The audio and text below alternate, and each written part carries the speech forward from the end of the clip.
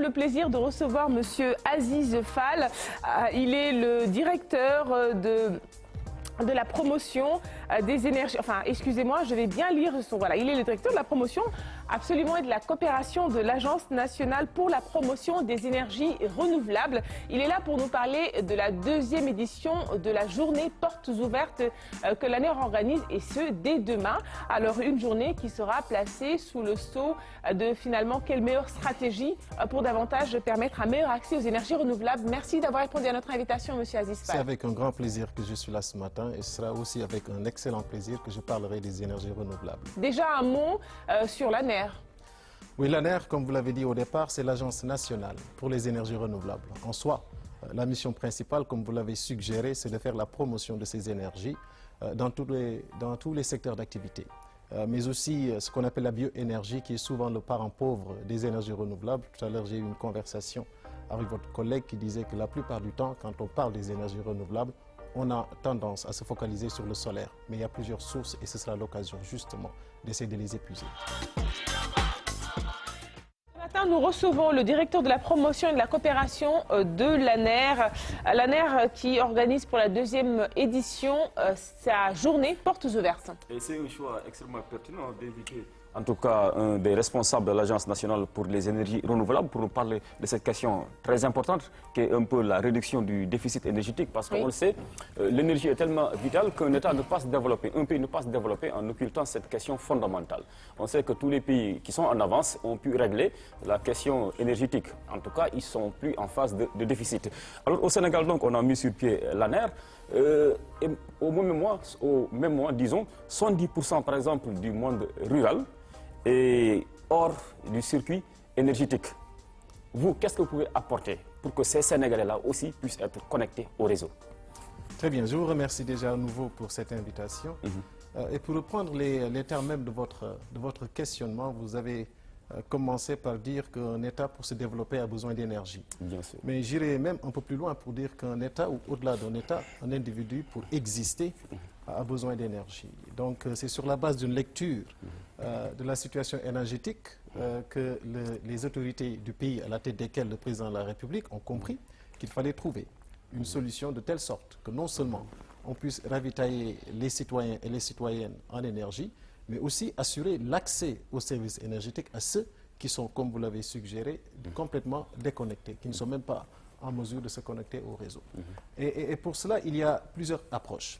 Nous, en tant qu'Agence nationale pour les énergies renouvelables, évidemment, nous avons un mandat assez clair, assez spécifique, c'est de faire en sorte que la promotion et le développement des énergies renouvelables soient une réalité.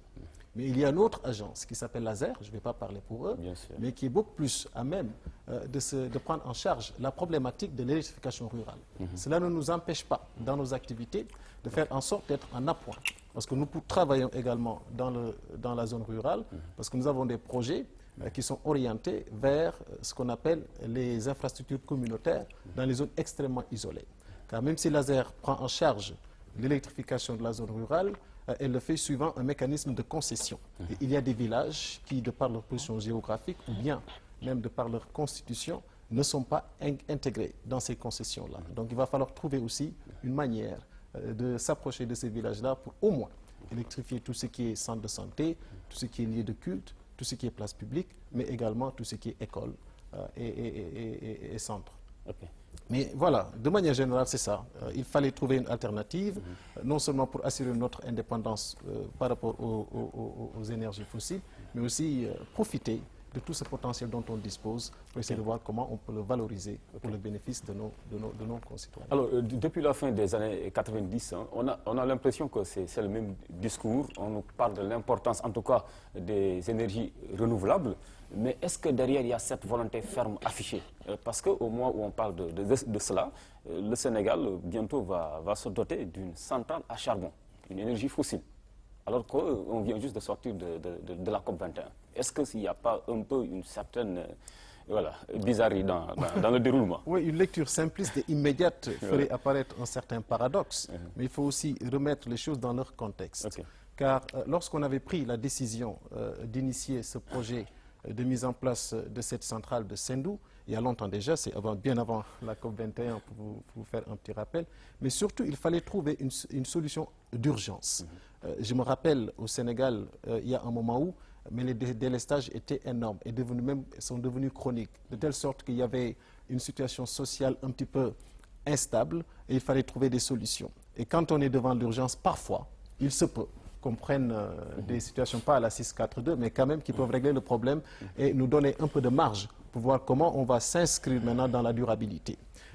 Et je pense que le président de la République, notamment lors de la COP21 à Paris, a rassuré l'ensemble des partenaires techniques et financiers sur le fait que le Sénégal, même si cette décision a été prise, il va falloir maintenant aller jusqu'au bout, mais quoi qu'il en soit, les décisions qui vont venir dans le domaine des énergies mais seront des décisions inscrites dans la logique mondiale qui consiste à faire ce qu'on appelle une transition énergétique graduelle vers des énergies beaucoup plus durables, beaucoup plus propres, afin de pouvoir préserver nos environnements. Donc ne vous faites aucun souci, il n'y a aucun paradoxe, il y avait juste une situation ponctuelle à laquelle il fallait trouver une solution ponctuelle. Ok, alors on sait qu'en tout cas dans le domaine de l'énergie, hein, beaucoup de structures sont en tout cas dans ce domaine. On peut citer la plus en vue, la Senelec bien sûr, il y a l'ASER et la vôtre, l'ANER.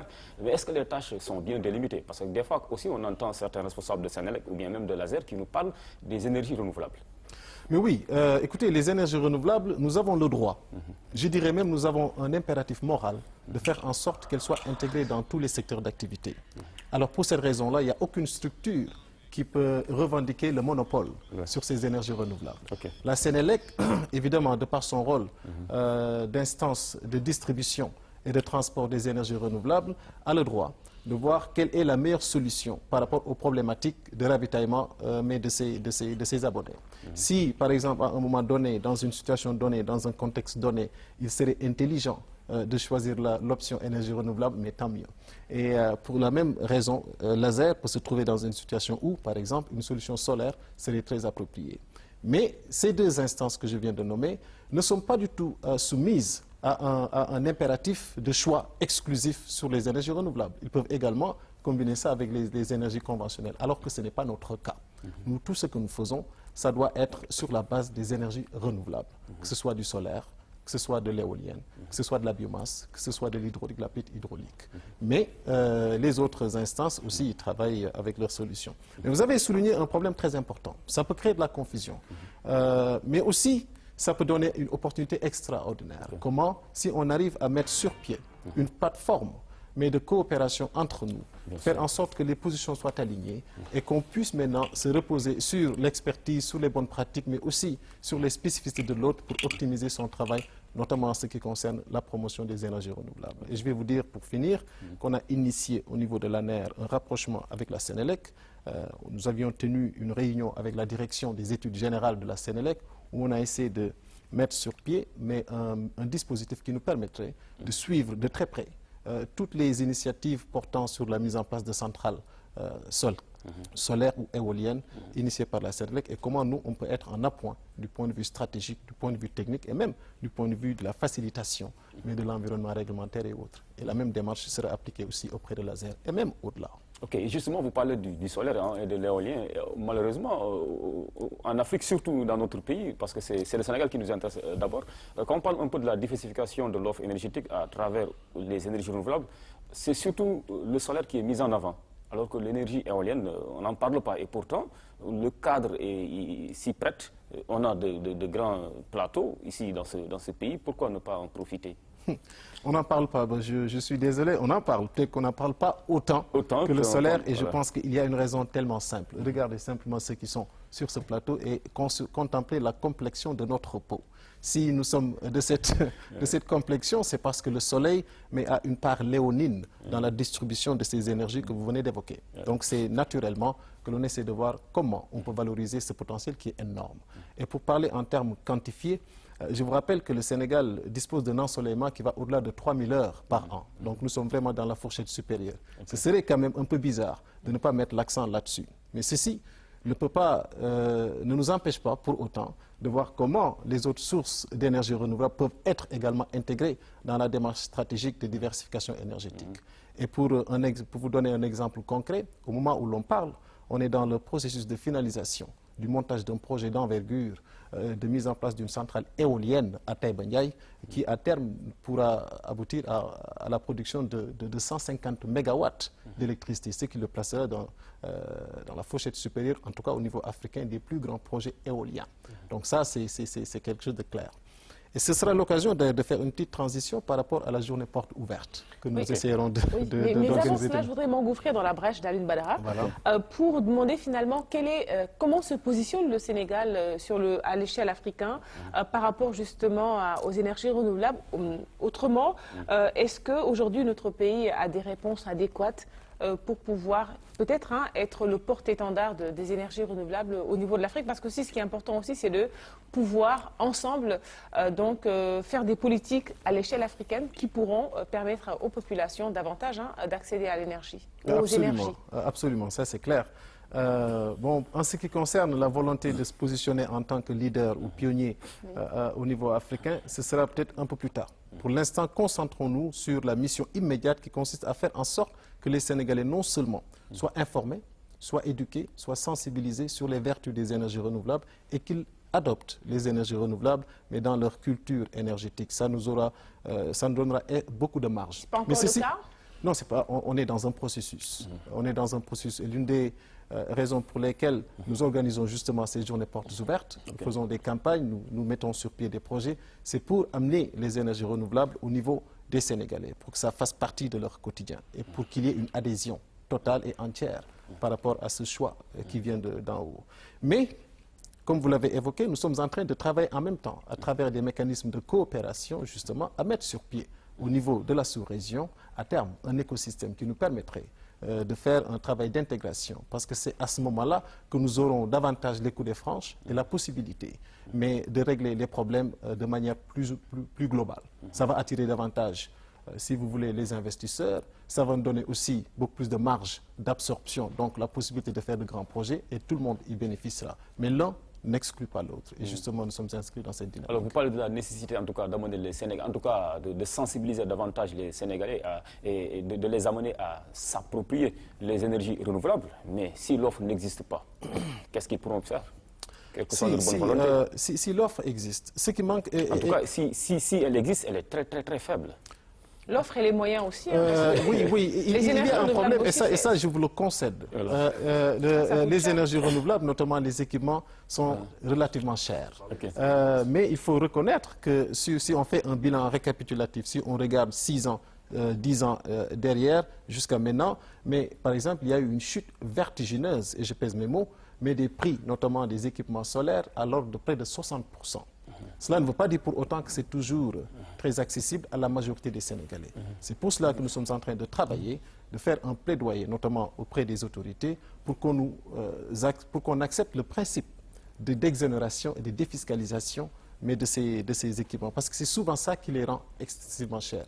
Mais il y a beaucoup de complexité autour de cette question, d'autant plus que nous ne sommes pas dans un monde, nous sommes partie prenante ou partie intégrante, mais d'un ensemble communautaire. Et dans cet ensemble communautaire, il y a des règles par rapport auxquelles on n'a pas la possibilité de nous affranchir. Merci beaucoup, M. Aziz Fall, pour cette Il a répondu à votre préoccupation. Oui. Parce qu'en fait, moi, quand vous essayez d'aller dans un magasin pour dire que vous voulez installer le solaire chez vous, généralement, vous retournez un peu discrètement. Et après, on parlera de l'expertise. Il t'est arrivé de t'équiper? Si. D'accord. Et puis aussi peut-être à l'enjeu, je ne sais pas si c'est peut-être aussi qu'un jour on puisse avoir ici des unités de construction de ces équipements-là, parce qu'aussi on les importe et c'est ça qui fait que c'est cher. Voilà, je vais juste finir, si vous permettez, par dire qu'il y a 2 axes autour desquels nous sommes extrêmement focalisés. Le premier, c'est de faciliter l'acquisition des équipements solaires pour prendre en charge toute ou même partie de leur consommation des ménages du Sénégal.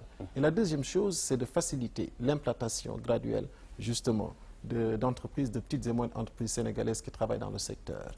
Et on discutera tous ces éléments-là lors des journées portes ouvertes. Malheureusement, on n'en a pas beaucoup parlé. Demain, et ça va se passer à la place de l'Obélisque à partir de 10 h. Et tous les Sénégalais et toutes les Sénégalaises et tous ceux qui résident dans ce pays sont invités cordialement. Et vous aurez le dernier mot tout à l'heure avant la fin de ce magazine pour davantage revenir sur l'importance de cette journée, je rappelle, qui se passera demain.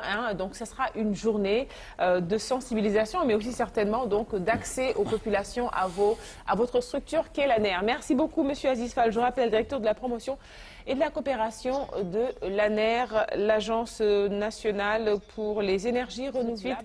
De revenir à notre invité, d'ailleurs ils sont assis l'un à côté de l'autre, Aïd Badara. On va peut-être terminer, Monsieur Aziz Fall, je rappelle, directeur de la promotion et de la stratégie, et de la coopération de l'ANER, sur cette journée porte ouverte demain. Quels en seront les temps forts? Écoutez, il y aura essentiellement 2 temps forts. Le premier, c'est un panel que nous organisons où, dans un premier temps, on va avoir les acteurs institutionnels qui vont nous présenter un petit peu ce qu'ils font dans le cadre de la promotion des énergies renouvelables. Il y a la Sénélec, que vous connaissez très bien, qui va nous parler des centrales en cours et le niveau de développement et d'avancement. Ensuite, il y aura le PNB, c'est-à-dire le programme national du biogaz, qui nous parlera aussi des projets qu'ils ont dans le cadre de la promotion du biogaz domestique. Ensuite, il y a l'AME, l'Agence pour l'économie et la maîtrise de l'énergie, qui nous parlera mais de la contribution des énergies renouvelables dans le cadre de la mise en place d'une stratégie d'efficacité énergétique, parce qu'il ne s'agit pas seulement de disposer de l'énergie, il faut également en faire bon usage à travers une stratégie d'efficacité et de maîtrise. Et dans l'après-midi, nous allons axer la conversation dans le cadre du panel toujours sur plutôt ce que les acteurs privés font dans le cadre de leurs activités pour intégrer les énergies renouvelables. Nous aurons la présentation de la compagnie sucrière sénégalaise, comment cette compagnie exploite le potentiel de biomasse à travers les résidus des cannes à sucre, comment ça peut être transformé en éthanol et comment ceci peut constituer la base de la production de biocarburants, par exemple. Ensuite, il y aura aussi ce qu'on appelle Tecogas, qui est rattaché à la SOGAS, et comment ils peuvent utiliser justement les déchets animaliers pour créer du biogaz transformé en électricité pour l'usage, par exemple, mais de leurs appareils électriques et autres. Donc voilà un petit peu comment on a divisé ce panel du matin vers l'après-midi. Mais à côté aussi, il y aura l'exposition d'équipements en énergie renouvelable, que ce soit du solaire, que ce soit de l'éolien, mais surtout créer des conditions de proximité avec la population pour recueillir les questions qu'elles ont par rapport aux énergies renouvelables, parce qu'il faut reconnaître qu'il y a une sorte d'information et un intérêt qui nous avait surpris la première fois. C'est pour ça que cette fois-ci, on a décidé d'aller à la place de l'Obélisque pour son symbolisme national, où par exemple on disposera davantage d'espace et de possibilités d'interaction avec la population qui viendra nombreuse. Donc rappelez que tout cela se passera à la place de l'Obélisque dès demain matin. Alors où se trouve l'ANER ? L'ANER se trouve dans tout le Sénégal en principe, mais notre adresse, très bien. Notre adresse, c'est 120 Cité Assegna, Liberté 6 Extension. Et pour les initiés, c'est en face de l'immeuble Ferdinand Coly. Ah d'accord, mais c'est parfait, c'est bien noté. Alors on va terminer à 7h55 avec le quiz, oui. Je ne sais pas si vous le permettez, on a en tout cas occulté cette question fondamentale qui est celle des moyens. Est-ce qu'aujourd'hui, en une seconde, à l'époque de sa politique, parce que c'est bien beau de mettre sur pied une agence, mais si vous ne lui donnez pas des moyens suffisants, cela ne servira à rien. Est-ce que vous avez les moyens de votre politique? En principe, des moyens, on en a toujours besoin davantage. En 2 mots, oui. Mais au moins, je sais une chose, c'est que on a les ressources humaines et la stratégie qu'il faut maintenant pour mobiliser et aller à la recherche de ces moyens. Le deuxième mot, c'est bon. C'est parfait. Qui peut me citer une planète? Mars. Aïd Badara. Quelle est la planète la plus proche? Lui, je lui pose une question difficile. La planète la plus proche de la Terre? La Lune. Monsieur Fall. Bon, je ne suis pas astronome, je suis le directeur de la promotion des énergies renouvelables. Mais lui, il ne bouge pas. C'est vrai qu'il y a des gens qui n'aiment pas du tout les... C'est les scientifiques. Massamba, une planète, cite-moi une planète. Terre, c'est la Terre et je suis le planète. Oui, Moustapha, cite-moi une planète. Mars. Parfait. Bon, voilà. C'était un quiz. Merci beaucoup à Sarah Luya qui prépare tous les jours des quiz avec beaucoup de de contenu. Et puis aussi, merci à toutes les équipes techniques et éditoriales qui nous ont accompagnés pour la réalisation, mais aussi surtout la mise en œuvre de cette émission qui est à présent finie. Merci de l'avoir suivi. Je vous propose de passer à une excellente journée en compagnie des programmes d'RT1.